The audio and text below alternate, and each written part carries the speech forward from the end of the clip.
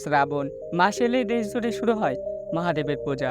ভক্তরা শিবলিঙ্গে গঙ্গা জল, দুধ ও বেলপাতা নিবেদন করেন। কিন্তু আপনি কি জানেন এ প্রথার শুরু কোথায়? কেন শিবের মাথায় জল ঢালা হয়? এ প্রশ্নের উত্তর লুকিয়ে আছে হাজার বছর পুরনো এক মহাকাব্যিক কাহিনীতে। অনেককাল আগে স্বর্গ ও পাতালে শুরু হয় এক ভয়ঙ্কর দ্বন্দ্ব। অসুরদের শক্তি বাড়তে থাকে, দেবতারা দুর্বল হয়ে পড়েন। তাদের শক্তি ফিরিয়ে আনতে এবং অমৃত লাভের জন্য শুরু হয় সমুদ্র মন্থন।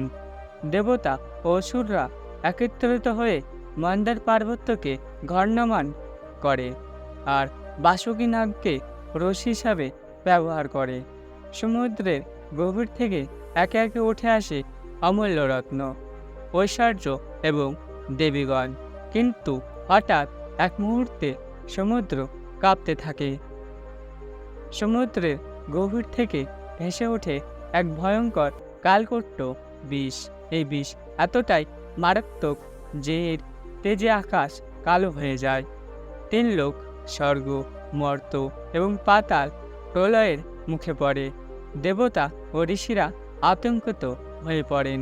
সবাই চিৎকার করতে থাকে, এই বিষকে কেউ ধারণ না করলে এই সৃষ্টির সবকিছুই শেষ হয়ে যাবে। কেউ সেই বিষ স্পর্শ করতেও সাহস পেলেন না। তখন সবাই এক নাম উচ্চারণ করতে লাগলেন, মহাদেব। কৈলাস পর্বতে ধ্যানমগ্ন ছিলেন মহাদেব। তার কাছে গিয়ে দেবতা, ঋষি, ব্রহ্মা প্রণাম করে বললেন, হে দেবাদিদেব, কেবল আপনিই পারেন এই সৃষ্টিকে বাঁচাতে। মহাদেব তার চোখ মেলে হাসলেন, যদি সৃষ্টির কল্যাণ হয় তবে আমি এই বিষ ধারণ করব। এ কথা বলে তিনি কালকূট বিষ তুলে নিজের কণ্ঠে ধারণ করলেন। তার গলা নীল হয়ে গেল। তখন থেকে তিনি নীলকণ্ঠ নামে পরিচিত।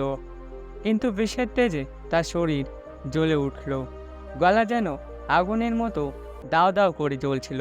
দেবতারা চিন্তায় পড়লেন, মহাদেবের যন্ত্রণা দেখার মতো নয়। তখন তারা শীতল জল এনে মহাদেবের মাথায় ঢালতে লাগলেন। গঙ্গা দেবী মহাদেবের জটায় আবর্তিত হলেন। তার স্রোত মহাদেবের শরীর শীতল করল। তখন থেকে এই প্রথা শুরু হয়। শ্রাবণ মাসে ভক্তরা মহাদেবকে শীতল রাখতে তার মাথায় জল ঢালেন। এটা শুধু পুজো নয়, এটাই ভক্তির প্রতীক। শ্রাবণ মাসে সূর্যের তেজ বেশি হয়। এ সময় প্রাকৃতিক ভারসাম্য নষ্ট হয়। ভক্তরা বিশ্বাস করেন শিবের পূজা প্রকৃতিকে শান্ত করেন। জল ঢালার মাধ্যমে শিবকে শীতল রাখা মানে জীবনের সমস্ত উত্তাপ ও দুঃখ থেকে মুক্তি পাওয়া।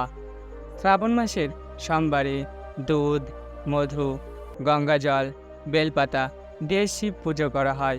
বলা হয় এ সময় মহাদেবকে একবার স্মরণ করলেই জীবনের সমস্ত বাধা দূর হয়। মহাদেব আমাদের শেখান ত্যাগী প্রকৃত শক্তি। তিনি নিজের যন্ত্রণা লুকিয়ে রেখে সৃষ্টিকে রক্ষা করেন। ভক্তরা মাথায় জল ঢেলে সেই ত্যাগের কাহিনী স্মরণ করেন। এটা শুধু একটি আচার নয়, এটা ভক্তির গভীর প্রকাশ। শ্রাবণ মাস এলেই শিবের ভক্তরা আবার এই কাহিনীর শিক্ষা স্মরণ করেন।